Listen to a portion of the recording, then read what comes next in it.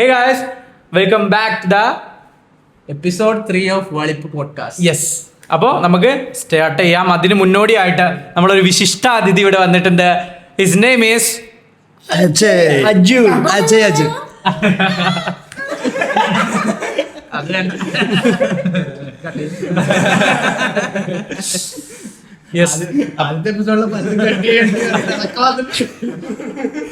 അപ്പൊ നമ്മുടെ ആൾക്കാരെ എണ്ണം ഇങ്ങനെ കൂടിക്കൂടി വരും, കുറച്ചും കൂടിയൊക്കെ കളിക്കും. അതെ, ചിലപ്പോ സ്ഥലം മതിയാതെ റൂം മതിയാതെ വരും. പ്രോത്സാഹിപ്പിക്കുക. ഇനി വരുന്ന എപ്പിസോഡുകൾ സ്ഥിരമായിട്ടുള്ള ഒരു അംഗമായി വരും. അതെ,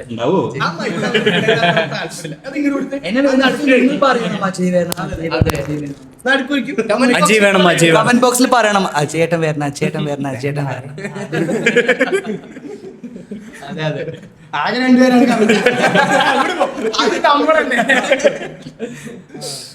അപ്പോ ഇന്നത്തെ ടോപ്പിക്കാണ് ഷിപ്പിലെ കഥകൾ. അത് വേണം. ആരാണ്? മറ്റാരുമല്ല, നമ്മുടെ പ്രിയ ഗോകുൽ. തിരംകുറ്റി ഗൂഗിൾ ഷിപ്പിലാണ് വർക്ക് ചെയ്യുന്നത്. ഗൂഗിൾ ഏട്ടൻ വേറൊന്നുമല്ല, ഗോകുലേട്ടനെ കണ്ട ഏജ് വന്നിക്കില്ല. 27 വയസ്സായി, എന്നാൽ അതിന്റെ ഒരു ഏജ് ഇല്ല. ഗോകുലേട്ടനാണ്, പക്ഷെ കണ്ടാലിപ്പോ ആരെയാ? വെറും 18 വയസ്സ്. കുറച്ച് തന്ത വൈബാണെന്നുള്ളൂ, പക്ഷെ 27 വയസ്സായിട്ടുള്ളൂ. അമ്മാവൻ വൈബ്.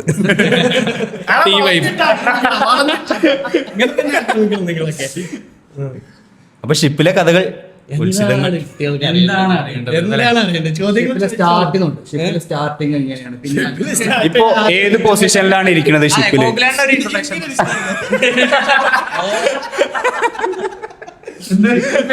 ഏത് പൊസിഷൻ? എന്റെ ഇൻട്രൊഡക്ഷൻ എന്താ? ഗോകുലാന്റെ ഇപ്പോഴത്തെ നിലയും അങ്ങനല്ല, ഗോകുലേട്ടൻ എങ്ങനെയാണ് ഷിപ്പിലേക്ക് എത്തിപ്പെട്ടത്? ആദ്യം എന്താണ് പഠിച്ചത്? അതൊക്കെ പറയൂ. ഷിപ്പിലേക്ക് വരണ്ടാന്ന് തോന്നുമെങ്കിൽ എല്ലാം അറിയാൻ പറ്റും. ഈ എപ്പിസോഡോട് കൂടി എല്ലാം അറിയാം. സർവം മായ. അപ്പൊ ഞാന് മർച്ചന്റ് നേവിയിലാണ് വർക്ക് ചെയ്യുന്നത്. അതാണ് എൻ്റെ പ്രൊഫഷൻ. ഞാൻ 3rd ഓഫീസറാണ്. അപ്പോൾ ഞാൻ അതിന് പഠിച്ചത് BSc നോട്ടിക്കൽ സയൻസ് എന്ന് പറഞ്ഞ കോഴ്സാണ്. അത് 3 വർഷത്തെ ഡിഗ്രി കോഴ്സാണ്. അല്ലെങ്കിൽ അത് വേണ്ടെങ്കിൽ 1 വർഷത്തെ ഡിപ്ലോമ കോഴ്സും ഉണ്ട്. അതിന് പോവാം. ഞാൻ പഠിച്ചത് മുംബൈയിലാണ്. അതിന് IMU CET എന്ന് പറഞ്ഞൊരു എക്സാം എഴുതി അത് പാസ്സായിട്ട് എന്നിട്ടാണ് കിട്ടിയത്. അല്ലെങ്കിൽ വേറെ പ്രൈവറ്റിലും പഠിക്കാം. പ്രൈവറ്റ് കോളേജുണ്ട്. ഇത് ഗവൺമെൻറ് കോളേജിലാണ് ഞാൻ പഠിച്ചത്. പ്രൈവറ്റിലാകുമ്പോൾ പൈസ കൂടും, പക്ഷെ പ്ലേസ്മെന്റ്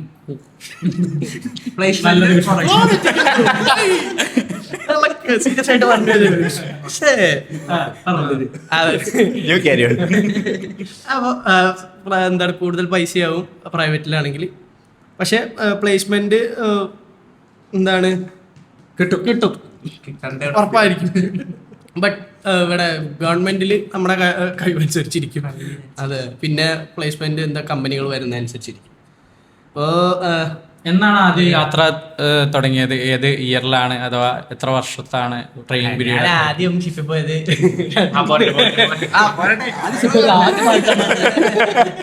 2022-ലാണ് ഷിപ്പിൽ പോയത്. എങ്ങനെയുണ്ടായിരുന്നു ആദ്യത്തെ ഷിപ്പ് കയറിയപ്പോ? എന്താണ് തോന്നിയത്? ഷിപ്പ് കയറിയപ്പോ ഫസ്റ്റ് എന്താണ് തോന്നിയത്? സംഭവം എനിക്ക് തോന്നിയത് ഒരു തേങ്ങ അറിയാണ്ടാണ് പോയത്. ഇപ്പോഴും വല്ലാതൊന്നും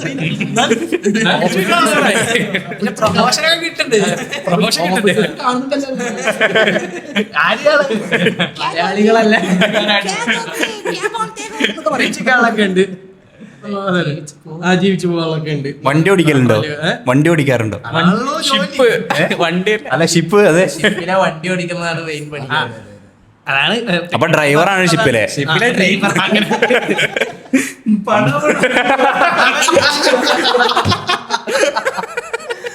അങ്ങനെ ഓടിക്കാൻ പറ്റൂല. ഷിപ്പിന്റെ സ്റ്റിയറിംഗ് 35-40 ഡിഗ്രി മാക്സിമം പോകുള്ളൂ. അത് കഴിഞ്ഞാൽ പിന്നെ തിരിച്ചു 45 വലിപ്പം സ്റ്റിയറിംഗ് ഇത്രയല്ലേ ഉള്ളൂ. മറ്റേ വലിയ സാധനം തന്നെ ഓരോ ഷിപ്പ് റൈറ്റ് ആംഗിൾ ആണ്. 40 ഡിഗ്രി വരെ ഭാഷ ഉണർന്നു. എന്താണ് ബസ്സിന്റെ ഇരിക്കാൻ പറ്റൂല. ഇങ്ങനെ 45 അല്ല 40 ആ, ആ. അപ്പോ അങ്ങനെയാണ് ഷിപ്പ് വളക്കിയ. ഷിപ്പിനെ വളയ്ക്കാൻ അറിയാം.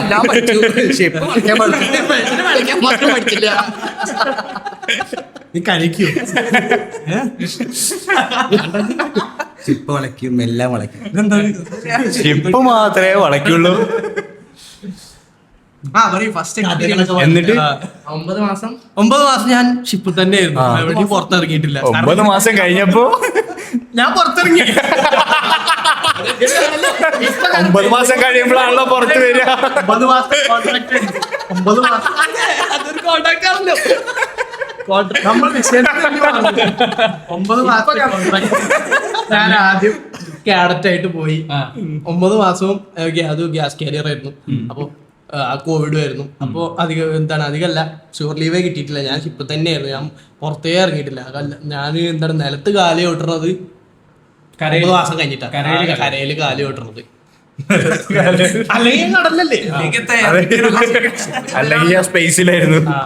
അപ്പൊ ആ ഒരു ഷിപ്പ് എന്ന് പറഞ്ഞാല് ഭയങ്കര ലാഗായിരുന്നു.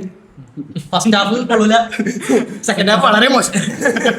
ഛർദിക്കാൻ വരും അങ്ങനെ വല്ല എക്സ്പീരിയൻസും താങ്കൾക്കുണ്ടായിരുന്നു? എന്ന് ഛർദിക്കും. എനിക്ക് ബോബ്ലിംഗ് ഇഷ്യൂ നല്ലതായിട്ടുണ്ടായിരുന്നു. അതിലുള്ളവരുണ്ട്. അത് ഇതെന്താ അത് എന്താണ് നമ്മള് വണ്ടിയിൽ പോകുമ്പോഴുള്ള മോശം സിക്നസ്. അല്ല, ഈ ചിലവർക്ക് ഇതുണ്ടാവില്ലേ, നമ്മളെ ബാലൻസിങ്ങിന്റെ കുഴപ്പമുള്ളവർക്ക് അത് ഭയങ്കര പ്രശ്നമാണ്. എനിക്ക് വലിയ പ്രശ്നമൊന്നും ഉണ്ടായില്ല. ചെറിയൊരു ബാലൻസ് ഇല്ലല്ലോ. എനിക്ക് ചെറിയൊരു എന്താ പറയുക, ഒരു മന്ദാരം മാതിരി ഉണ്ടായിരുന്നു. മന്ദാരം വേറെ പലതാണല്ലോ.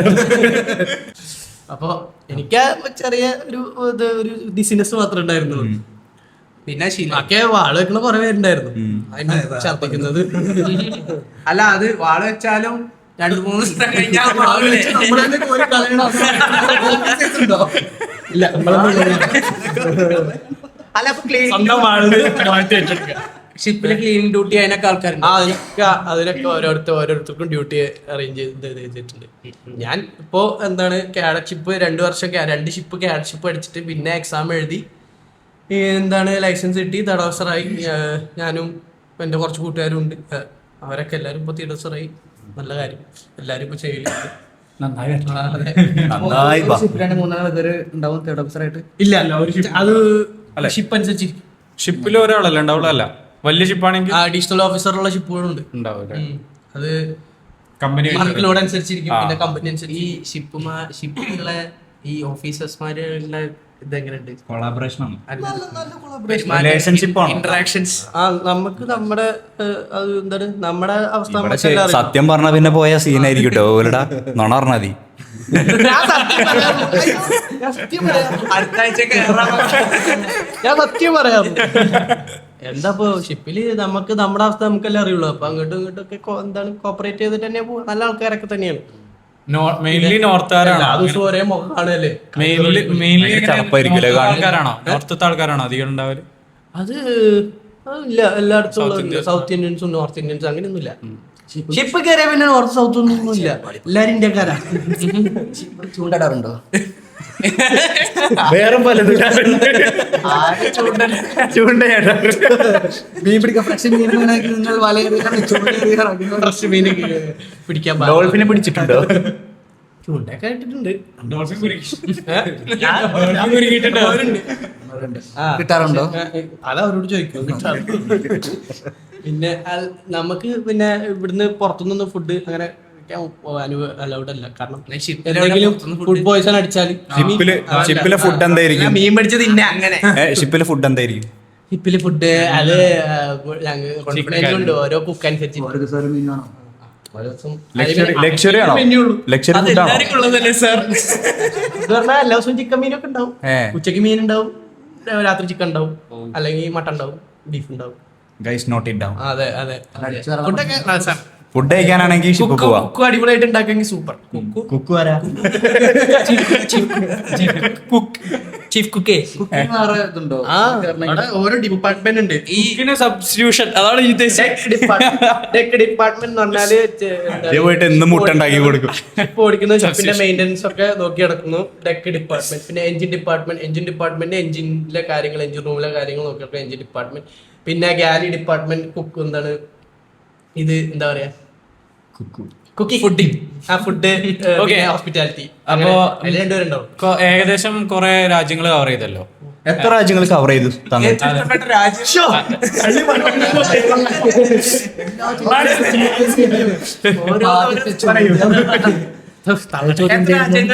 എത്ര രാജ്യങ്ങൾ ആ പേര് കിട്ടി. എന്ത്? ഷിപ്പിലെ പട്ടാളം തള്ളുകളുടെ അത് നമുക്ക് വേറെ സീരീസ് വരും. ആള് വരാണ്ട് അല്ലേ? ആള് കമ്മിങ്. അപ്പൊ ഞാന് എത്ര 15 രാജ്യം. 15 രാജ്യം. ടോട്ടൽ എത്ര രാജ്യമുണ്ട്? Lucky man right. അങ്ങനെയൊക്കെ പറയാം. അതിൽ ഏറ്റവും ഇഷ്ടപ്പെട്ട രാജ്യം ഏതാ? എനിക്ക് എല്ലാ രാജ്യവും എന്നാലും ഒരു ഒന്നാം ഇഷ്ടമുള്ള രാജ്യം ഏതാ? അങ്ങനെ എന്നാ കുത്താതെ ചോദിക്കാം. ഈ 15 രാജ്യമല്ലേ? 15 രാജ്യല്ലേ പറഞ്ഞേ? അതിൽ ഏറ്റവും കൂടുതൽ പോയ രാജ്യം ഇതായിരിക്കും, ഇറങ്ങിയ രാജ്യം. ഏറ്റവും കൂടുതൽ ഇറങ്ങിയ രാജ്യം ദുബായ്. USA. അതല്ല കൂടുതൽ പോർട്ടുകളിൽ കൂടുതൽ പ്രാവശ്യം പോർട്ടുകൾ പിടിച്ചിട്ട് ഇന്ത്യ അല്ലാതെ പട്ടായ സിംഗപ്പൂർ പോയിട്ടുണ്ട് പക്ഷെ ഇറങ്ങിയില്ല. അയ്യോ എവിടെ ഞാൻ UAE അല്ലേ? ഏറ്റവും കൂടുതൽ UAE ഇറങ്ങി? പിന്നെ അല്ല, അല്ല ഇറങ്ങിയതല്ല മീൻസ് അധികം ഞാൻ പോർട്ടുകൾ ഓസ്ട്രേലിയ പിടിച്ചിട്ട്. പോയിട്ടുണ്ട്. ഒരു റീസൺ ഉണ്ടായിരുന്നു. ഇസ്രായേല്. ഇസ്രായേലില് നമ്മള് കുറച്ച് നാളുണ്ടായിരുന്നു. അപ്പൊ അവിടെ ഇറങ്ങി. ഏറ്റവും കൂടുതൽ ഇറങ്ങിയ ബ്രസീലല്ലേ? അതാണ് ഞങ്ങൾക്ക് അറിയേണ്ടത്. എങ്ങനെയുണ്ട് രാജ്യം? നമ്മളെ ഇന്ത്യ പോലെ തന്നെ. ഇന്ത്യ മാതിരി തന്നെ. പക്ഷെ കുറച്ചും പക്ഷെ കുറച്ചുകൂടി എന്താണ് റാഷ്, ഡ്രൈവിംഗ് ഒക്കെ റാഷാണ്. ഇന്ത്യ ഒക്കെ മാതിരി തന്നെ. പക്ഷെ ഇന്ത്യയാണ് കുറച്ചുകൂടി. അവിടുത്തെ ആൾക്കാരൊക്കെ എങ്ങനെയാണ്? ആൾക്കാരൊക്കെ വളരെ നല്ല മനുഷ്യന്മാരാണ്. വളരെ നല്ലതാ. ഈ പോക്കറ്റ് അടി അങ്ങനത്തെ പരിപാടി ഉണ്ടോ? ഞാനും പഠിച്ചിട്ടില്ല പോക്കറ്റ് അല്ല, ഞങ്ങള് രാത്രി 12 മണി തൊട്ട് 4 മണി വരെ ഞങ്ങൾ പുറത്തു പോയിട്ടുണ്ട്. പക്ഷെ റിയോ എന്ന് പറഞ്ഞ സ്ഥലത്ത് കൂടുതൽ ഇങ്ങനത്തെ സാധനങ്ങൾ റിയോ ഡി ജനറോ അല്ലേ? താങ്കൾ അവിടെ പോയിട്ടുണ്ടോ? ഇല്ല, ഞാൻ റിയോ ഡി ജനറോ ഇപ്പൊ പോകുന്നു. ഇപ്പൊ അവിടേക്കാണ് പോകുന്നേ? Nice guys. Again, Brazil. Capital city of Brazil.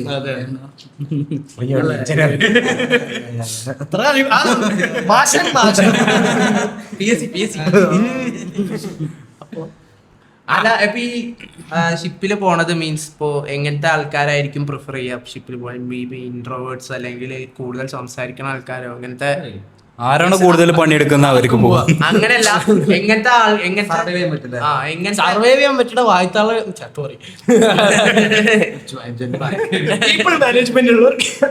Social ആവുന്നവർക്കാണോ കൂടുതൽ? അല്ല, നമ്മളിപ്പോ സോഷ്യൽ അല്ല, പീപ്പിൾ മാനേജ്മെന്റ് എന്ന് പറഞ്ഞാൽ ഓരോരുത്തർ ആൾക്കാരെങ്ങനെ നമുക്ക് ആൾക്കാരായിട്ട് മിങ്കിളാ വന്നിട്ടാണ്. ഷിപ്പില് എന്താണ് പണിയേക്കാൾ മുന്നേ നമ്മൾ ഷിപ്പിൽ എങ്ങനെ നിക്കണം എന്ന് പഠിക്കണം. ഐ മീൻ ആരും അങ്ങനെ സ്വന്തം മാനേജ് ചെയ്യാൻ നല്ല രീതിയിൽ നിങ്ങളൊരു നല്ല മനുഷ്യനാണ് നിൽക്കണം.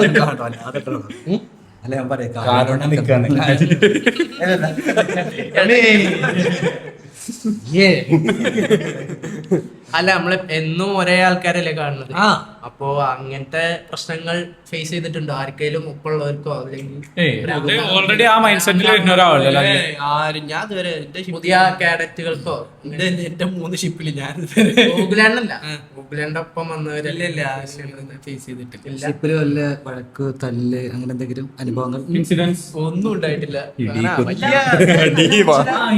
എനിക്ക് കിട്ടിയൊക്കെ നല്ല മനുഷ്യന്മാർ. ക്രിക്കറ്റ് കളിക്കണ നമ്മള് ചില റീൽസ് കാണല്ലേ? കാർഗോയിലാണ് അധികം ഉണ്ടാവുക. Cargo hold. കാർഗോ ഹോൾഡില് അത് കാര്യമാണെങ്കിൽ നമുക്ക് കടലിന്റെ നടുക്ക് ഗോകുലേടം കളിച്ചില്ല ഒരു വട്ടം?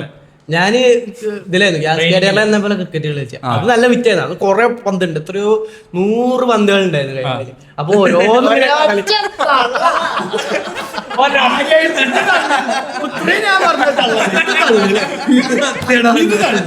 സത്യാണ് പറയും 100 പന്തുണ്ടായിരുന്നു അതില്.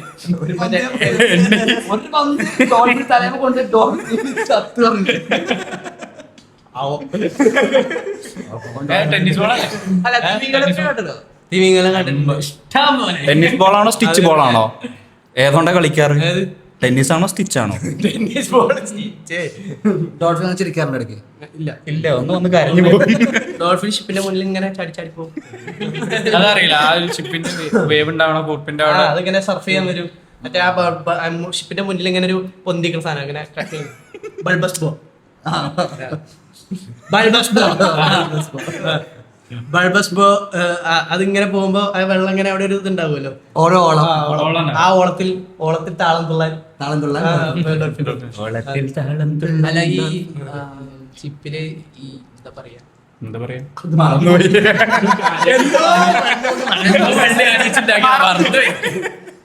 ഈ ലീഗൽ സംഭവങ്ങള് മറക്കലൊക്കെ ശരിക്കും നടക്കലുണ്ടോ? ഇപ്പൊ നടക്കുന്നുണ്ടോ? നമ്മൾ കാണല്ലേ ചില ഷിപ്പുകൾ ഇല്ലീഗലായിട്ട് പോണ ഷിപ്പുകൾ, അതേമാതിരി ചെറിയ ചെറിയ ഷിപ്പൊക്കെ പോർട്ടുകളിലൊക്കെ അടിച്ച് കസ്റ്റംസിനെ വെട്ടിച്ച് പോണ സംഭവങ്ങളൊക്കെ ഉണ്ടായിട്ടുണ്ടോ? കസ്റ്റംസിനെ വെട്ടിച്ച് പോണ ഷിപ്പുകളൊക്കെ കാണാനിടയായിട്ടുണ്ടോ? അങ്ങനെ എന്തെങ്കിലും കണ്ടിട്ടില്ല. അല്ല, ഇപ്പൊ ഈ ക്യാപ്റ്റൻസിന്റെ അറിവോട് കൂടിയിട്ട് നമുക്ക് കസ്റ്റംസ് മറച്ച് ചെയ്യാൻ പക്ഷെ പിടിച്ചാല് അല്ല, ആരെങ്കിലും ജോലി വേണ്ട, ഐ മീൻ ഇതാ വെച്ചിട്ട് അത് ചെയ്യണം. നടക്കലുണ്ടോ? അതോ സ്ട്രോങ് ആണ് ഇപ്പൊ ഇവിടെ എല്ലായിടത്തും കസ്റ്റംസ് ഒക്കെ സ്ട്രോങ് ആണ് ഇപ്പൊ എല്ലായിടത്തും. പക്ഷെ നടക്കുന്നുണ്ടാവും. ഏതെങ്കിലും രാജ്യത്തിലെ കസ്റ്റം ഡ്യൂട്ടി നിങ്ങൾക്കെതിരായിട്ട് അല്ലെങ്കിൽ അങ്ങനെ എന്തെങ്കിലും, ഇപ്പൊ നമ്മൾ കുറെ രാജ്യങ്ങൾ കണ്ടില്ല പോകുമ്പോൾ ഇന്ന സ്ഥലത്ത് ഷിപ്പ് പിടിച്ചിട്ടോ എന്തെങ്കിലും സുരക്ഷാ ഭീഷണി നേരിട്ട് ഏതെങ്കിലും രാജ്യത്തിലേക്ക് ബോർഡറിലേക്ക് കടക്കുമ്പോൾ അങ്ങനെ എന്തെങ്കിലും ഇത് ഉണ്ടായിട്ടുണ്ടോ? ഇല്ല, നമ്മളെ പേപ്പർ വർക്കും പിന്നെ ക്ലിയർ ആണെങ്കിൽ പിന്നെ ആരും ക്ലിയർ ആണ്. നമ്മളെ കമ്പനി അങ്ങനത്തെ കമ്പനിയാണ്. അതുകൊണ്ട്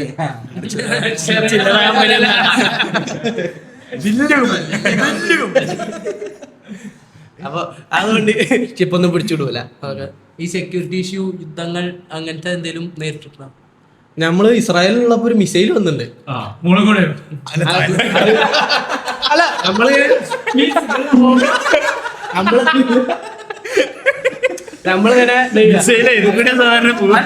നമ്മള് കാർഗോ വർക്ക് നടന്നുകൊണ്ടിരിക്കുക. ഞാൻ ഡെക്കിൽ ഡ്യൂട്ടിയിലാണ്, ഡ്യൂട്ടി ഓഫീസറാണ്.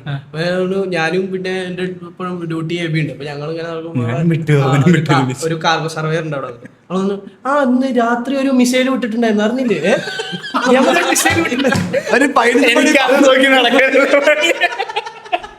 അറിഞ്ഞില്ലേ? എന്നിട്ട് അതൊക്കെ ആകാശത്ത് വെച്ചെന്നെ പൊട്ടിച്ചു വന്നു.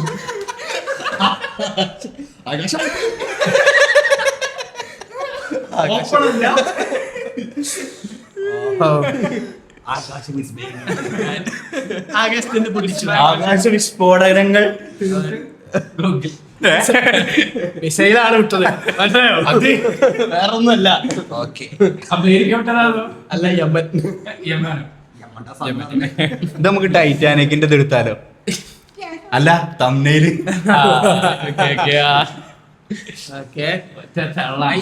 കടലിൽ പോകുമ്പോ ഈ ഷിപ്പ് അങ്ങോട്ടും ഇങ്ങോട്ടും ചാടുന്നത് ഭയങ്കര സീനായിട്ട് തോന്നുന്നുണ്ട്.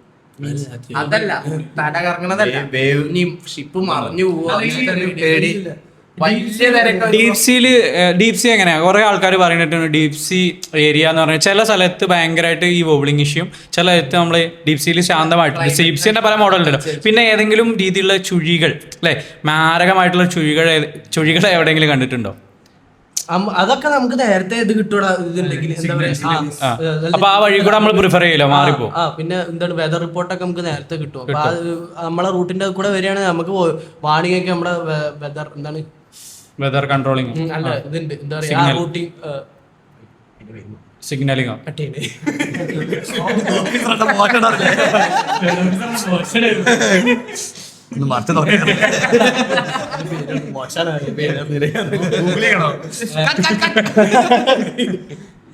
അല്ല അത് നമുക്ക് ഷിപ്പ് ഇങ്ങനെ വന്നിട്ടുണ്ടോ? നേരത്തെ ചുംബിക്കാൻ ഇല്ല അങ്ങനത്തെ സാഹചര്യങ്ങളൊന്നും ഉണ്ടാവില്ല. അങ്ങനത്തെ സാഹചര്യമൊന്നുമില്ല. ഈ എന്താ വിചാരിച്ച ഞാനാ വണ്ടി ചോദിച്ചത്. അല്ല ഈ ചെറിയ ബോട്ടും ഷിപ്പും വരുമ്പോ ടിപ്സ് ഉണ്ടാവില്ലേ? ഇല്ല എനിക്ക് ഇതുവരെ ഞാൻ നേരത്തെ എല്ലാം കണ്ട് വളച്ചെടുക്കും. അല്ല ആദ്യം ഷിപ്പ് പോയിട്ട് എന്ത് ജോലിയാണ് ചെയ്തത്? വേസ്റ്റുകളെ ആരുടെ?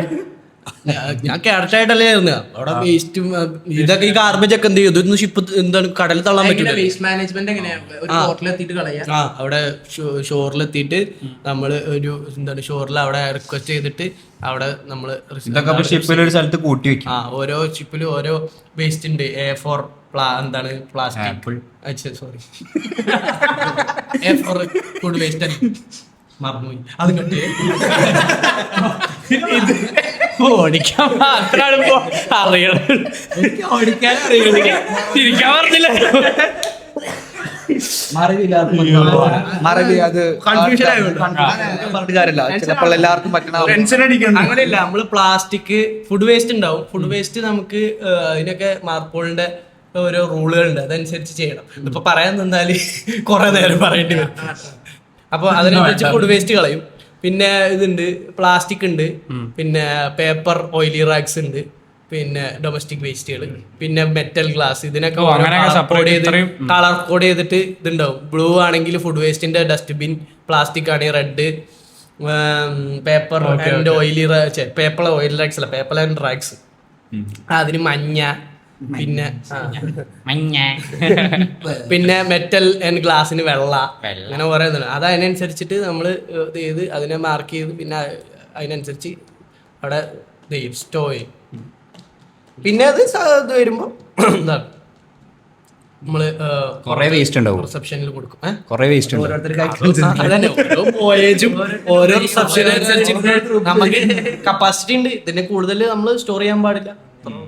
അപ്പൊ എല്ലാത്തിനും ഒരു കണക്കുണ്ട്. അല്ല ആ കണക്കിനനുസരിച്ച് ഡാറ്റേന്റെ ഇഷ്യൂ ചോദിക്കാനുള്ളത്, അതായത് ആദ്യം കയറിയ സമയത്ത് ഇപ്പൊ ഈ കേഡറ്റായി കയറിയ സമയത്ത് ഇന്റർനെറ്റിന്റെ ഇഷ്യൂ ഭയങ്കരമായിട്ട് ഈ ഞങ്ങളോട് പറയുന്നല്ലോ അല്ലെ, ഇത്ര ഒരു മാസത്തിന്റെ ഉള്ളിൽ ഇത്രയേ ഉള്ളൂ, അതുകൊണ്ട് ഭയങ്കര ബുദ്ധിമുട്ടാണ്, നമുക്ക് സിനിമാസും ഇതൊന്നും കാണാൻ കഴിയില്ല എന്നൊക്കെ പറഞ്ഞിരുന്നല്ലോ. കാണാനാണോ ഷിപ്പിന് പോണത്? അതല്ല, എന്നാലും നമുക്കിപ്പോ നമ്മള് മനുഷ്യന്മാരല്ലേ, റോബോട്ട് പരിപാടി. എന്റർടൈൻമെന്റ് അതല്ലേ ഉള്ളൂ, വേറെ ഒരു ഷിപ്പില് സിനിമ കാണാനും ഡൗൺലോഡ് ചെയ്യാൻ ഇവിടുന്ന് സ്റ്റോർ ചെയ്ത് പോയിരുന്നില്ലേ? ഇവിടെ തന്നെ സ്റ്റോർ ചെയ്തിട്ടുണ്ട്. എന്തൊക്കെയാ സിനിമകൾ ഏതൊക്കെയായിരുന്നു? സിനിമകൾ തന്നെ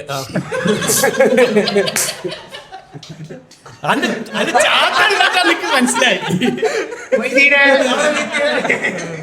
മുനീറെ കണ്ടിച്ച് ഞാൻ അത്രക്കാരൻ നെഹിയേ.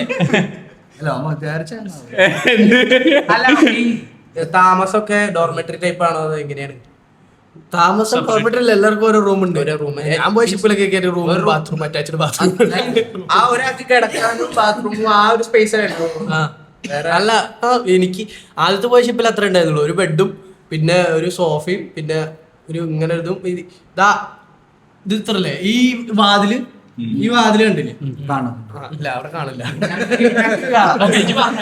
ഈ വാതിലില്ലേ, ഇവിടുന്ന് ഇങ്ങോട്ട് വന്നിട്ട് ഇത്രയും ഈ ഒരു വീതി ഉണ്ടായിരുന്നുള്ളൂ റൂമിന്. ഇരുന്നുള്ളൂ ഈ ഒരു ഒരു ബെഡ് ഇടാനുള്ളൊരു ഒരു ബെഡുള്ള ഗ്യാപ്പും പിന്നെ നടക്കാനുള്ള ഒരു ഗ്യാപ്പും, ഇങ്ങനെ ഒരു സോഫയും, ഇങ്ങനെ സോഫ, ഇങ്ങനെ ബെഡ്, ഇവിടെ നടക്കാനുള്ള ബാത്റൂം അറ്റാച്ച്ഡ് ആണ്. Bathroom attached. ബാത്റൂം ചെറിയ ബാത്റൂം. അത് ജാപ്പനീസ് ബിൽഡ് ഷിപ്പായിരുന്നു. ജാപ്പനീസ് ബിൽഡ് ഷിപ്പിന്റെ കുഴപ്പമൊക്കെ ജപ്പാനുകാരൊക്കെ മിനിമലിസ്റ്റ് ആൾക്കാരാണ്. അപ്പൊ മിനിമലായിട്ട് ഇതാക്കുള്ളൂ. പക്ഷെ ഡെക്കിൽ ഇഷ്ടംമാതിരി സ്ഥലം ഉണ്ടാവും. അവിടെ കിടക്കാം. അല്ല അവിടെ കളിക്കാൻ എന്താ ക്രിക്കറ്റ് കളിക്കും. അല്ല ഈ റൂംസ് ഷിപ്പിന്റെ മുകളിലാണോ അതോ താഴെ ആയിട്ടാണോ വരിക? അത് ഷിപ്പിന്റെ റൂമും കാര്യങ്ങളൊക്കെ ഉള്ളത് സൂപ്പർ സ്ട്രക്ചർ എന്ന് പറയും. നിങ്ങൾ ഈ ഷിപ്പിന്റെ ഫോട്ടോ ഒക്കെ കാണുമ്പോൾ, കാർഗോ ഷിപ്പിന്റെ ഫോട്ടോ കണ്ട ഒരു വെള്ള കളർ സാധനം, അത് എന്താണ് അക്കോമഡേഷൻ, സൂപ്പർ സ്ട്രക്ചർ എന്നൊക്കെ പറയും. അക്കോമഡേഷൻ എന്ന് പറയും. അപ്പോൾ അവിടെ ആണ് എന്താണ് നമ്മളെ ഈ റൂമും നമ്മളെ ജീവിക്കേണ്ട സ്ഥലങ്ങളൊക്കെ അവിടെ. Living area. അപ്പൊ ഓരോ ഡെക്കിലും ഓരോ റൂം ഉണ്ടാവും. A deck, B deck, C deck, upper deck, A deck, B deck, C deck, ചിലർ ഡി ഉണ്ടാവും, ചിലർ എഫ്. നിലകളാണ്. അല്ല ഞാൻ ഇപ്പോ ഈ നമ്മുടെ ഈ എന്താ പറയാ മോസ്കോഡൊക്കെ യൂസ് ചെയ്യലല്ലേ ഇപ്പൊ യൂസ് ചെയ്യല്ലോ നിലവിൽ? ഞാൻ NCC നേവൽ NCC ആയിരുന്നു കുറച്ചു കാലത്തിലുണ്ടായിരുന്നു.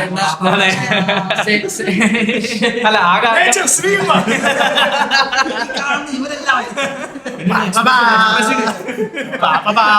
അല്ല നമുക്ക് അപ്പോഴത്തെ സെക്യൂരിറ്റി ഇഷ്യൂസ് ഇല്ല. അല്ല മോസ്കോഡ് യൂസ് ചെയ്യലുണ്ടോ? എപ്പോഴും യൂസ് ചെയ്യലുണ്ടോ? സെക്യൂരിറ്റി ഫ്ലാഗ് സിഗ്നൽസോ ഫ്ലാഗ് സിഗ്നൽസ് ഉണ്ട്. ഉണ്ട്. ആ, എപ്പോഴും യൂസ് ചെയ്യലുണ്ട്. ആ അത് നമുക്ക് പൈലറ്റ് ഉണ്ടെങ്കിൽ പൈലറ്റ് ഓൺ ബോർഡിന് ഫ്ലാഗ് ഉണ്ട്. അങ്ങനെ എന്താണ് എന്താ പൈലറ്റ് വേണം എന്നുള്ള ഫ്ലാഗ് ഉണ്ട്. ഗോൾഫ് ആൽഫബറ്റ്സ് ഒന്നും അങ്ങനെയൊന്നും യൂസ് ചെയ്യില്ലല്ലോ. അതിപ്പോ യൂസ് ചെയ്യുന്നില്ല. ആൽഫബറ്റ്സിന്റെ ഇതൊന്നും യൂസ് ചെയ്യുന്നില്ലല്ലോ. ആൽഫബറ്റ് ആണ് ഹോട്ടൽ ഗോൾഫ്. ആ അതല്ല ചോദിച്ചാ, അതിപ്പോ യൂസ് ചെയ്യുന്നുണ്ട്. അത് ഇപ്പൊ യൂസ് ചെയ്യണം. യൂസ് ചെയ്തില്ലെങ്കിൽ ഫൈനാണ്. ഇപ്പൊ നിങ്ങൾ ഈ ഒരു രാജ്യത്തിന്റെ അപ്പൊ അതിനായിട്ട് ഫ്ലാഗ് മാൻ വേറെ ഉണ്ടാവും. ഇല്ല, ഞാനാണ് ഫ്ലാഗിന്റെ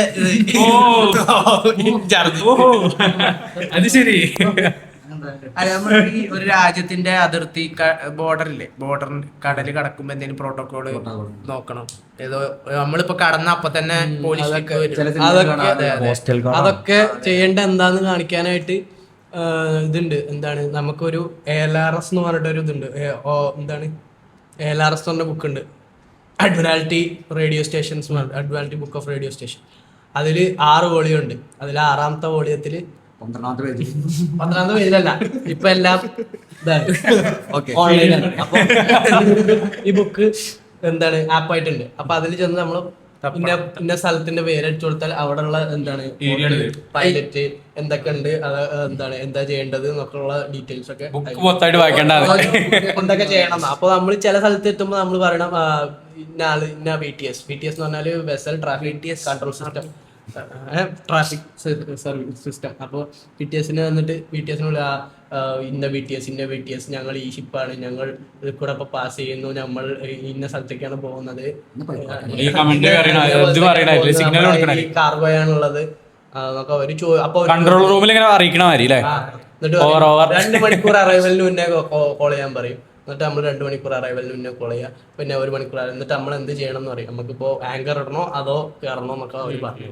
ഡ്യൂട്ടി ഉണ്ടാവോ? ഡ്യൂട്ടി എത്ര മണി വരെയാവും? ഇന്റെ 4 to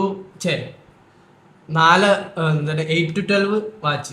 8 to 12 ആണ് എന്റെ വാച്ച്. രാവിലെ രാത്രി 8 to 12. വാച്ച് എന്ന് പറയുമ്പോ വാച്ച് ഒക്കെ വാച്ച് എന്ന് പറഞ്ഞാൽ അതാണ് എന്താണ് നമ്മള് എല്ലാം ഒന്ന് നിരീക്ഷിക്കുക. അങ്ങനെ രാവിലെ 8 തൊട്ട് 12 മണി വരെ. രാവിലെ 8 to 12 മണി വരെ. പിന്നെ രാത്രി 12 മണിക്ക് രാത്രി 12 വരെയാവും. 12 മണിക്ക് കറക്റ്റ് സെക്കൻഡ് ഓഫീസർ വരും. എന്നിട്ട് ഞാൻ കടന്നു എന്നിട്ട് ഞാൻ പോവും, ഭക്ഷണം കഴിക്കും. എന്നിട്ട് 1 to 3 പുറംപടി ഉണ്ട്. ഇതെന്താ വീടോ? LSA life saving appliances, FFA fire fighting appliances, ഇതിന്റെയൊക്കെ ഇൻചാർജ് ഞാനാണ്. എപ്പൊ രാത്രിയാണോ ഇത് നോക്കേണ്ടത്? Maintenance in charge.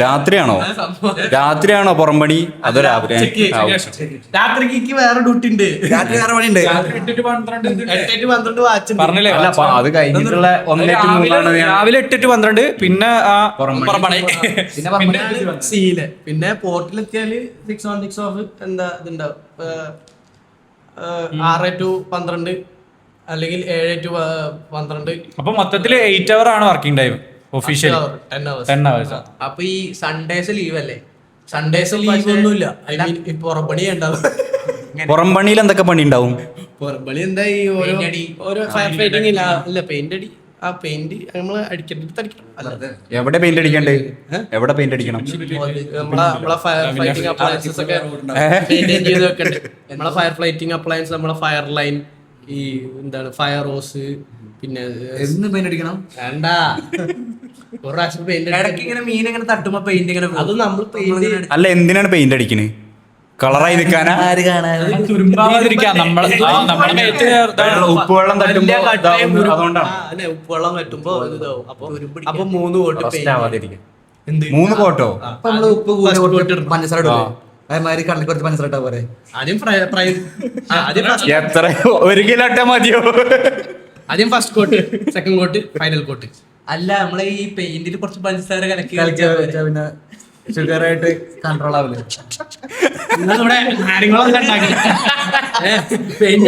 ഉപ്പും പഞ്ചസാര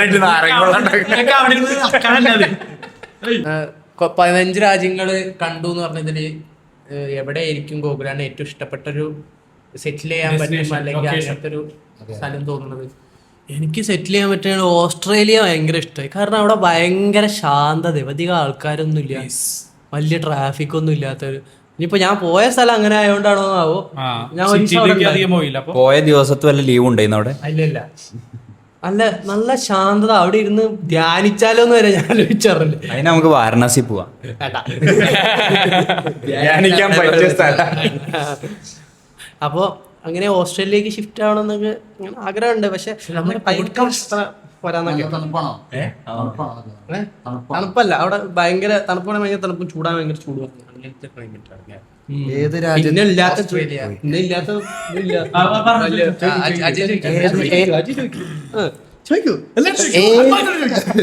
ഏത് രാജ്യത്താണ് ഏറ്റവും സുന്ദരികളായിട്ട് ഇങ്ങനെ തോന്നിയിട്ടുള്ളത്? ഏത് രാജ്യം? Beautiful girls. Option A option A India. Options വേണോ? ഓപ്ഷൻ ബി ഇതിനെനിക്ക് ഓപ്ഷൻസ് വേണ്ട. ഞാൻ അല്ല ആദ്യം മറ്റേ ചോദിക്കണ മറ്റേ എന്തല്ലേ എന്നാലുണ്ട് ബീച്ച്.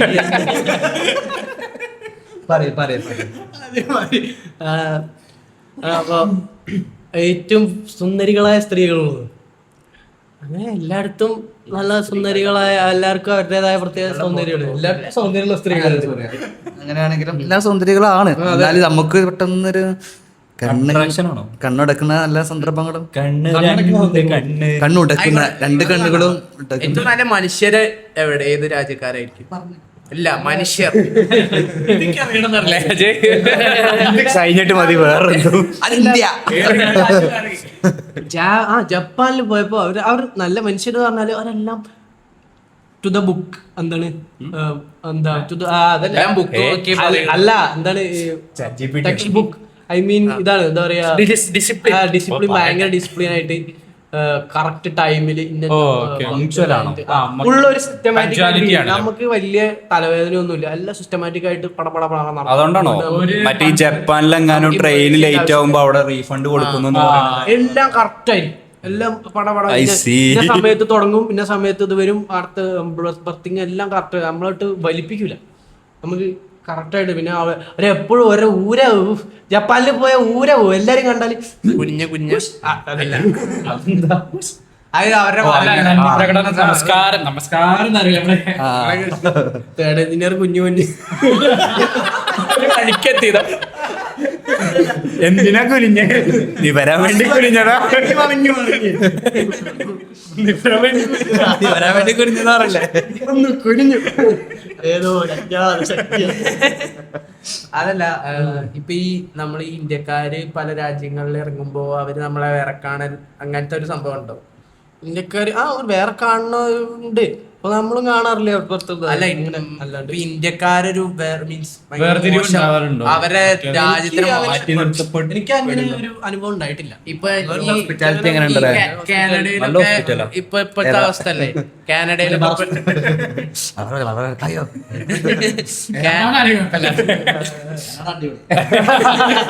എത്ര ദിവസം കിടന്നു?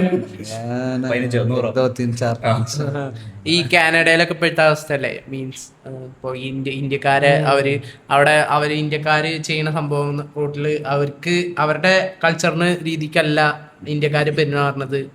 അങ്ങനത്തെ സംഭവങ്ങൾ കൊണ്ട് ഒരു വേർതിരിവ് അതുകൊണ്ട് കുഴപ്പമുണ്ടാവില്ല. എത്ര ദിവസം നിൽക്കാൻ പറ്റും ഒരു സ്ഥലത്ത്? അനുസരിച്ചിരിക്കും. ഏറ്റവും കൂടുതൽ ദിവസം നിന്ന സ്ഥലം ഏറ്റവും കൂടുതൽ ദിവസം ഞാൻ ചൈനയിൽ ഒരു 27 ദിവസം ഉണ്ടായിരുന്നു ഡ്രൈഡോക്ക് ആയിട്ട്.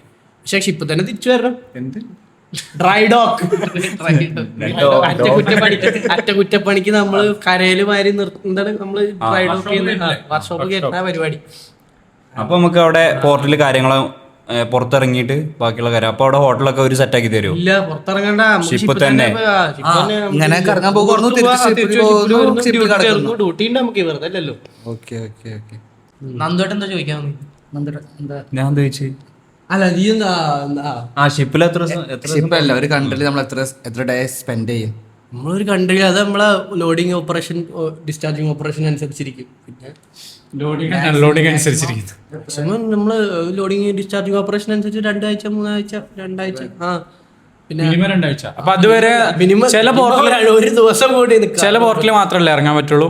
അല്ല മോസ്റ്റ് ഓഫ് ദ പോർട്ടിൽ ഇറങ്ങാം. ഓഫ് ദ ബോട്ടിൽ ഇറങ്ങാം. പിന്നെ അവരുടെ റെസ്ട്രിക്ഷനും കാര്യങ്ങളും ഓണറേബിൾ വിസയാണ്. വിസ ഇപ്പൊ ഏതൊക്കെ രാജ്യത്തിനുണ്ട് അത് ചോദിക്കട്ടെ. പാസ്സാതെ തരാം. വിസ നമുക്ക് വിസ അല്ല സോറി പാസ്പോർട്ട്. വിസ വേണം. ഓക്കെ അല്ലാത്ത രാജ്യങ്ങൾ ഷോർ പാസ് തരും. ഷോർ പാസ് എന്ന് പറയുമ്പോ ലിമിറ്റേഷൻസ് ഒക്കെ എന്തൊക്കെയായിരിക്കും? എത്ര ദിവസത്തിനോ ഇത്ര ദിവസത്തേക്ക് അതിന് വാലിഡിറ്റി ഉണ്ടാവും. നമ്മളത് മാറി പോവാ പിന്നെ തിരിച്ച് ഷിപ്പിൽ വരണം. വിസിറ്റിംഗ് വിസ മാറ്റില്ലേ? ഒരു ഷിപ്പിന്റെ ഏജ് എത്രയാവും ഏകദേശം?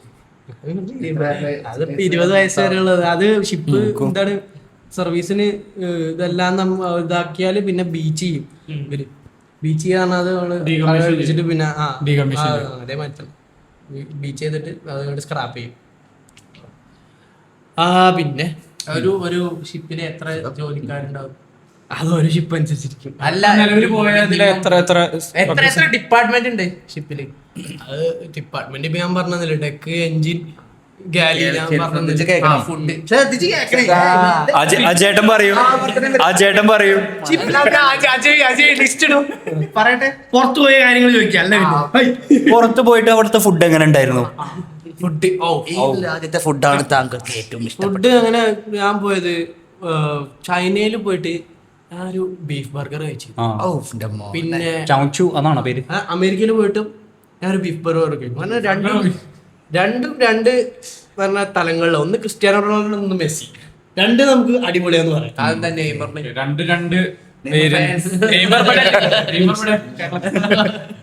നെയ്മർ കേരളത്തിലോ? ഫുഡ് ഇവിടുത്തെ ബീഫാണ് ശരിക്കുള്ള ബീഫ് തോന്നിട്ടുള്ളത്.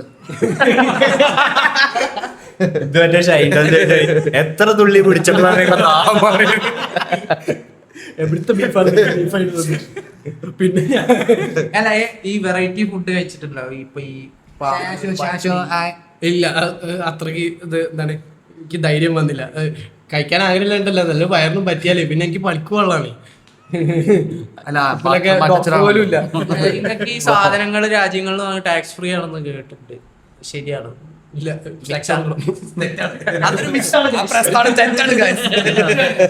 പക്ഷേ ഗാഡ്ജറ്റ്സിനും മറ്റു സാധനങ്ങൾക്കൊക്കെ ഭയങ്കര റേറ്റ് കുറവുണ്ട്. റേറ്റ് നല്ല വ്യത്യാസം ഉണ്ടാവില്ല. ഓരോ സ്ഥലത്ത് പോയാലും നല്ല പോലെ. അമേരിക്കയിലും ബ്രസീലിലൊക്കെ നല്ല റേറ്റ് കൂടുതലല്ലേ? ഈ ഷിപ്പുകാരെ NRI ആയിട്ടല്ലേ കണക്കാക്കെടുത്ത്? 184 ദിവസം ഒരു ഫിനാൻഷ്യൽ ഇയറിൽ 184 ദിവസം എന്താണ് ഇന്ത്യക്ക് പുറത്തുനിന്നാൽ NRI ആയിട്ടാണ് കണക്കാക്കുക. അപ്പോ ഇത് എന്റെ അറിവാണ് കേട്ടോ. എനിക്ക് പേപ്പറിനായി ഫുള്ളായിട്ട് ഞാൻ അത് പഠിച്ചിട്ടൊന്നുമല്ല, എന്റെ ഒരു അറിവിൽ പറയാണ്. ഒരു കമ്മട്ട 180 അല്ലെ? 184 ദിവസം പുറത്തു നിന്നാല് NRI ആണ്. ഇസ്രായേലില് കുറച്ച് നാൾ ഉണ്ടായിരുന്നു പറഞ്ഞല്ലോ. എന്തൊക്കെയാണ് അവിടെ പരിപാടികൾ എന്തൊക്കെയായിരുന്നു? യേശുവിന്റെ ജനന മരണസ്ഥലം ആയിരുന്നില്ലേ? അപ്പൊ എങ്ങനെയാണ് അവിടുത്തെ സ്ഥലങ്ങളും നാട്ടുകാരൊക്കെ എങ്ങനെയാണ്? ഇസ്രായേല് അവിടുത്തെ നാട്ടുകാർ പറഞ്ഞാൽ എന്താ നല്ല ഹോസ്പിറ്റാലിറ്റി കൂടുതലുള്ള ആൾക്കാര് എന്താണ്. അപ്പോൾ പിന്നെ ഞങ്ങള് എന്താ വെച്ചാല് ഞങ്ങള് ഒരു ദിവസം ഞാൻ പുറത്തു പോയത്. എനിക്ക് പുറത്ത് ഞാനും പിന്നെ എൻ്റെ ഒരിപ്പം ഒരു മലയാളി ഫോർത്ത് എഞ്ചിനീയറാണ്. ഞാനും മുപ്പരും കൂടിയാ പോയി. അപ്പോൾ വണ്ടി എടുത്ത് പോയപ്പോൾ ഞങ്ങൾ ജസ്റ്റ് ടൗണിലേക്ക് ഇറങ്ങാന്ന് വിചാരിച്ചു പറഞ്ഞു. പിന്നെ ആളെ വണ്ടി എടുത്തിട്ട് പറഞ്ഞു, ഇത് ഇങ്ങനെ ഞാനൊരു കാര്യം പറയാം, നമുക്ക് ഈ ടൗണ് മാത്രം കണ്ടാൽ മതി, നമുക്ക് ജെറുസലേം പോയി കണ്ടാലോ. ഇത്ര ഡോളറാണ്. ഇത്രയും ഡോളർ നമ്മൾ കൊണ്ടുപോയി കാണിച്ചു കൊണ്ടുവരും. അപ്പോ എന്താ ഓക്കെയാണ്. അപ്പൊ ഞങ്ങൾ വിചാരിച്ചു ഇനിയിപ്പോ ഒരു ആകെ ലൈഫ് ടൈമിൽ ഒരു പ്രാവശ്യം കിട്ടുന്ന ഒരു അവസരം ആണ്. അപ്പൊ എന്നാ പോവാ വിചാരിച്ചു. പൈസ ഒന്നും നോക്കിയില്ല, അവിടെ പോയി 2 മണിക്കൂർ നമ്മള് ആഷ്ഡോഡിലായിരുന്നു. ഇസ്രായേൽ ആഷ്ഡോഡിൽ നിന്ന് 2 മണിക്കൂർ കാർ യാത്ര. 2 മണിക്കൂർ കാർ യാത്ര കഴിഞ്ഞ് നമ്മള് ജെറുസലേമിലെത്തിയിട്ട് ജെറുസലേം പറഞ്ഞാല് പുതിയ സിറ്റി എന്ന് പറഞ്ഞാൽ അടിപൊളി സിറ്റി. ഭയങ്കര കെട്ടിടങ്ങളും നല്ല ആർക്കിടെക്ചറും അടിപൊളി. പിന്നെ ഓൾഡ് ടൗണിലെത്തി. ഓൾഡ് ടൗൺ എന്ന് പറഞ്ഞാൽ പഴയ സ്ഥലം മാതിരി. യേശുവിന്റെ കാലഘട്ടത്തിൽ അതന്നെ അവിടെ തന്നെ, അവിടെയാണ് ഓൾഡ് ടൗൺ, ഓൾഡ് സിറ്റിയിൽ പോയിട്ട് ജെറുസലേം. എന്നിട്ട് ജെറുസലേം അവിടെ പോയി. എന്നിട്ട് ഞങ്ങൾ ഇറങ്ങി. എന്നിട്ട് പറഞ്ഞു, ടാക്സിക്കാരൻ പറഞ്ഞു 2 മണിക്കൂർ ടൈം ഉണ്ട് നിങ്ങൾക്ക്. ഞാൻ പോയിട്ട് അവിടെ ടൂംബ് ഓഫ് ജീസസ് പോയി കണ്ടോളൂ. അവിടെയാണ് യേശു ക്രിസ്തു മരിച്ചത്. കുരിശിലേറ്റി അവിടെ നിന്നാണ് പിന്നെ ഉയർത്തെഴുന്നേറ്റ് വന്നത് അവിടെയാണ്. അപ്പോൾ പറഞ്ഞു ഞങ്ങൾ പോയി ഇങ്ങനെ നടന്ന് അവിടെ എത്തിയിട്ട് നമ്മളിങ്ങനെ നോക്കിയിട്ട് നമ്മളിങ്ങനെ മലയാളത്തിൽ സംസാരിച്ചിങ്ങനെ സംസാരിച്ച് വന്നിട്ട് ചേച്ചി നടക്കുന്നുണ്ടായിരുന്നു. ചേച്ചി പ്രായമുള്ള ചേച്ചി. ഞാൻ ഉള്ളത് ദിസ് ടൂംബ് ഓഫ് ജീസസ് മോനെ നേരെ പോയി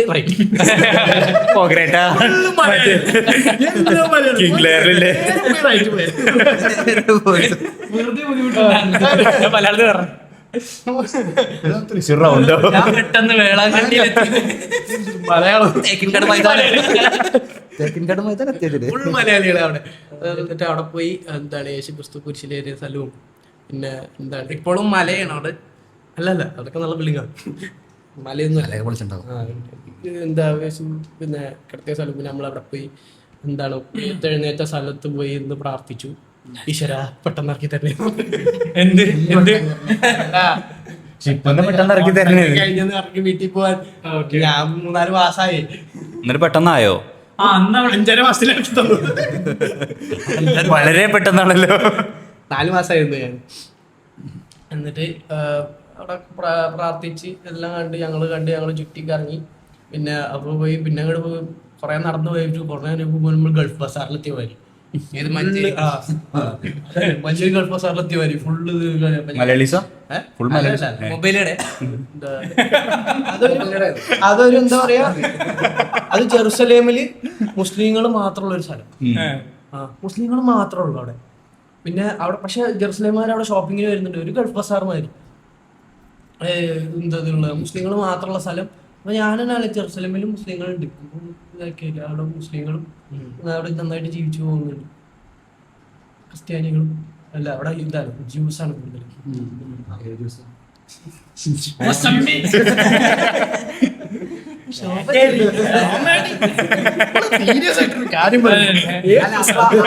കമ്മ്യൂണൽ ഇത് സംഭവങ്ങൾ പ്രശ്നമല്ല എന്നാണ് ഗൗരവം പറയുന്നത്. എനിക്കറിയില്ല, ഞാൻ അവിടെ നിൽക്കുന്ന ആളെല്ലാരും നല്ലൊരു ഇതിൽ ജീവിച്ചു പോകുന്നുണ്ട്. അതന്നെ ഞാൻ അവിടെ കണ്ടിട്ട് അങ്ങനെയാണ് എനിക്ക് തോന്നിയത്. പാലസ്തീൻ പ്രശ്നങ്ങളൊക്കെ അത് എനിക്കറിയില്ല എന്താണ് അധികാരമായിട്ട് പറയാൻ ഞാൻ ആരുമല്ല.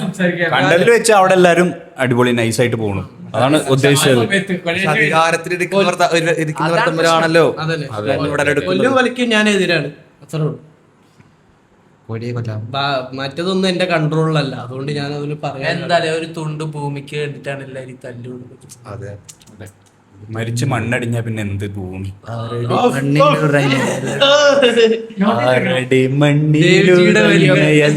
ജിയോ പൊളിറ്റിക്കൽ ഇഷ്യൂസിൽ കമന്റ് ചെയ്യാൻ ഞാൻ ആളല്ല, എനിക്ക് അത്ര അറിവൊന്നും. നമ്മളെല്ലാത്തിലും അഭിപ്രായം പറയണം. നമ്മുടെ അറിവ് വെച്ചിട്ട് നമ്മുടെ അഭിപ്രായം എന്നിട്ട് നമ്മളെ എയർലാവണം. അവരൊക്കെ പറയുന്നത്. ഇനി ഏത് കഥയെ ചോദിക്കണ്ടേ?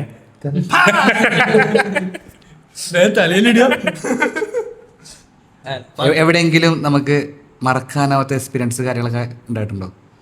മറക്കാനാവാത്ത എക്സ്പീരിയൻസ് എന്ന് പറഞ്ഞാല് ബ്രസീലില് ഞങ്ങള് 8 to രാത്രി 6 to 12 നമുക്ക് കാർഗോ വാച്ച്. അപ്പോൾ അത് കഴിഞ്ഞിട്ട് 12 മണിക്ക് ഞാൻ പുറത്ത് ഷോർ ലീവ് പോയി. ഞാനും പിന്നെ എൻ്റെ കൂടെ ഉള്ള ആളും കൂടെ നമ്മൾ ക്ലബിൽ പോയി. 12 മണിക്ക് ക്ലബ്ബിൽ പോയിട്ട് വരാമെന്ന് പറഞ്ഞു. എന്നാൽ ക്ലബിലേക്ക് പോയി. രാത്രിയായി 11 മണിക്ക് അവിടെ ക്ലബിലെത്തി. നമ്മൾ ഡാൻസൊക്കെ തുടങ്ങി. ഇത് പുഞ്ചിരി സ്പോർട്സ് ക്ലബ് അല്ല, സ്പോർട്സ് ക്ലബ് അല്ല.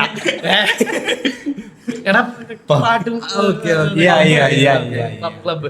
അപ്പൊ അവിടെ DJ ഒക്കെ ഉണ്ട്. ഇംഗ്ലീഷ് പാട്ടുള്ള ബ്രസീൽ സ്പാനിഷ് പോർച്ചുഗീസ് പാട്ടുകൾ. മറ്റേ ഇംഗ്ലീഷ് അല്ല, പോർച്ചുഗീസ് ആണ് ലാംഗ്വേജ്.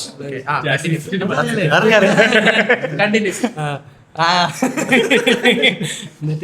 അപ്പൊ കുറച്ചൊരു 12:30-1 മണിയായപ്പോ ക്ലബൊക്കെ ഭയങ്കര പാക്ഡ് ആയി.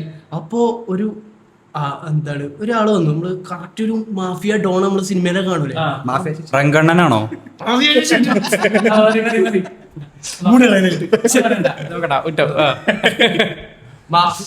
നമ്മള് കാണാത്ത ഡോൺ വരത്തൊരു മനുഷ്യ, മൂപ്പരുടെ ഭാര്യ മോളാണ് തോന്നുന്നു.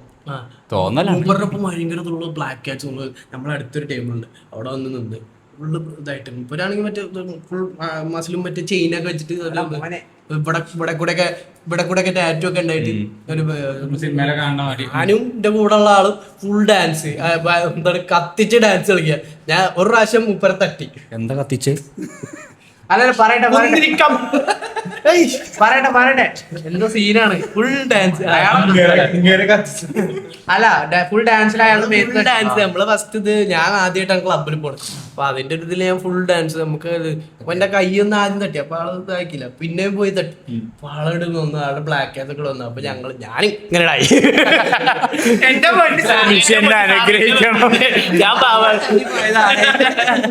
പിന്നെ അപ്പൊ ബ്ലാക്ക് കാറ്റ്സ് ഒക്കെ കൂടി വന്നു. അപ്പൊ മറ്റേ നമ്മളെ കൂടെ ഉള്ള ആളുണ്ട്, സോറി അങ്ങനെയൊക്കെ പറഞ്ഞു. അത് കുഴപ്പമില്ല അത് പോയി. പിന്നെ കുറച്ച് കഴിഞ്ഞ ഒരു 3 മണി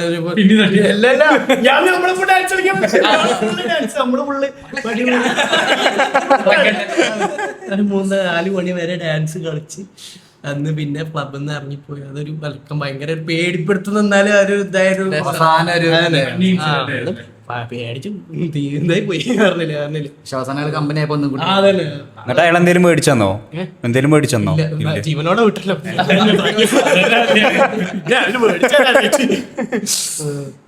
അതിന് മറക്കാനാ വലിയൊരു എക്സ്പീരിയൻസ് ആയിരുന്നു. വേറെ എന്തെങ്കിലും എക്സ്പീരിയൻസ് ഉണ്ടോ? അങ്ങനെ പ്രത്യേകിച്ച് ഓർമ്മയൊന്നും വരുന്നില്ല. എന്റെ ചാട്ടം മറക്കാനാ എന്നാ മറന്ന എന്തെങ്കിലും എക്സ്പീരിയൻസ് ഉണ്ടോ? മറക്കാൻ ആഗ്രഹിക്കുന്ന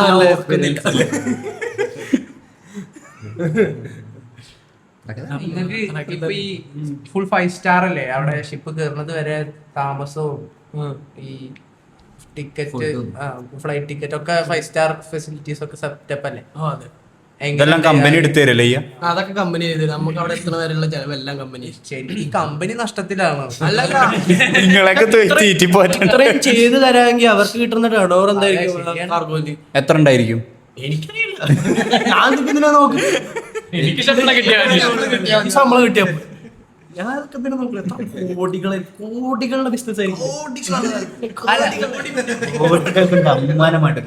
ഗോകുലേട്ടൻ ഇപ്പൊ ഇപ്പൊ 3-4 എത്ര വർഷമായി? എത്ര വർഷം ഈ ഫീൽഡിലേക്ക് വന്നിട്ട്?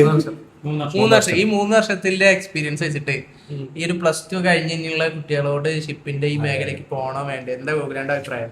അതായത് എല്ലാ മേഖലയ്ക്കും അതിൻ്റെതായ പ്രോസും കോൺസും ഉണ്ട്. അപ്പോൾ പ്രോസും കോൺസും പഠിച്ചിട്ട് നിങ്ങൾക്കത് ഹാൻഡിൽ ചെയ്യാൻ പറ്റുമെന്നെങ്കിൽ മാത്രം ഇത് എടുക്കാമെന്നാണ് എൻ്റെ ഒരു ഇത്. കാരണം പൈസ നമ്മൾ കാണുമ്പോൾ പുറമേ നല്ല പൈസയൊക്കെ തോന്നും, ബട്ട് നമ്മളെ ഏതൊരു ഇതിലാണെങ്കിലും നമ്മുടെ എന്താണ് നമ്മുടെ പ്രൊഫഷണലിസവും പിന്നെ നമ്മുടെ മണി മാനേജ്മെന്റുമാണ് നമ്മളെ ഇതാക്കുന്നത്. അപ്പോൾ ഒന്നും നമ്മൾ വിചാരിച്ചു വരരുത്. അങ്ങനെ എത്രയും പാഷനേറ്റ് ആണെങ്കിൽ മാത്രം ഒരു ഫീൽഡ് തിരഞ്ഞെടുക്കുക. കാരണം കരിയർ എന്ന് പറഞ്ഞാൽ അത്രയ്ക്ക് അങ്ങനെ നമുക്ക് പെട്ടെന്ന് ചേഞ്ച് ചെയ്യാൻ പറ്റുന്ന കാര്യമല്ല. അതിപ്പോൾ ഏതെങ്കിലും പെട്ടുപോയാൽ പിന്നെ പെട്ടു എന്നുള്ള അവസ്ഥയാവും. പക്ഷെ നമുക്ക് ഇഷ്ടമുള്ളത് ചെയ്യുകയാണെങ്കിൽ എന്നൊരു ജോലിയായിട്ട് നമുക്ക് തോന്നും. ഇഷ്ടപ്പെട്ട് തന്നെ തിരഞ്ഞെടുത്താൽ അപ്പൊ പിന്നെ ജോലിയോട് നമുക്ക് ഇഷ്ടമുണ്ടെങ്കിൽ ജോലിയാന്ന് തോന്നുന്നു. ഈ ഫീൽഡിൽ തന്നെ ഷോർ പണികളും ഉണ്ടാവില്ലേ? മീൻസ് അത് ഞാൻ കൂടുതൽ പതിലേക്ക് പോയിട്ടില്ല. കരിയർ ഗ്രോത്ത് ഉണ്ടാവാൻ ഏറ്റവും ബെസ്റ്റ് ഒരു ഓപ്ഷൻ അല്ലേ കരിയർ ക്യാപ്റ്റൻ ആവാം, പിന്നെ എഞ്ചിൻ ആണെങ്കിൽ എഞ്ചിൻ സൈഡ് ആണെങ്കിൽ ചീഫ് എഞ്ചിനീയർ ആവാം, പിന്നെ പിന്നെ അങ്ങനെ വലുതായി പിന്നെ സൂപ്പറിൻറ്റൻഡന്റ് ആവാം, കമ്പനിയിൽ ഇരിക്കാം, പിന്നെ ഓരോ രാജ്യത്ത് പോയി നമുക്ക് ഏത് പൊസിഷൻസ് വരെ പോവാനാണ് താങ്കൾക്ക് താല്പര്യമുള്ളത്? എനിക്കങ്ങനെ താല്പര്യങ്ങളില്ല. ക്യാപ്റ്റൻ വരെ ആവണമെന്നാണോ? അതൊക്കെ ആയാൽ സന്തോഷം. നമ്മൾ പരിശ്രമിക്കും. എക്സാം ഇല്ലേ? ഞാൻ ഒരു ആഗ്രഹങ്ങളില്ലാത്ത മനുഷ്യനാണ്. വെറുതെ ഓരോ പ്രൊമോഷൻ എക്സാം ഇല്ലേ? ഓരോ പ്രൊമോഷൻ എക്സാം ഇല്ലേ? സെക്കൻഡ് ഓഫീസറിന് വരെ ഇല്ല. 3rd ഓഫീസർ ആയ പിന്നെ സെക്കൻഡ് ഓഫീസർ ആവാൻ എക്സാം ഇല്ല. ചീഫ് ഓഫീസർ ഉണ്ട്, ക്യാപ്റ്റൻ. ഇങ്ങനെ അങ്ങോട്ട് നിർത്തല്ലേ എന്നെ പൊരിച്ചു കഴിഞ്ഞെങ്കിൽ തള്ളാൻ എനിക്കൊരു അവസരം കടിച്ചു തന്ന് ഷിപ്പുമായി ബന്ധപ്പെട്ട സംശയങ്ങൾ എന്തെങ്കിലും ഉണ്ടെങ്കിൽ ഇൻസ്റ്റാഗ്രാമിൽ മെസ്സേജ് അയക്കൂ. കമന്റ് ചെയ്യുക. ഗോകു 47 എല്ലാവരും follow ചെയ്യുക. Do like, follow, share. എനിക്ക് തള്ളാനായിട്ട് ഇങ്ങനെ ഒരു അവസരം ഒരുക്കി തന്ന ഡയറക്ടർ നിഖിലിനും പിന്നെ വളിപ്പിന്റെ എല്ലാ അംഗങ്ങൾക്കും നമ്മുടെ മദമാഷ് ദേവ്ജി അജയ്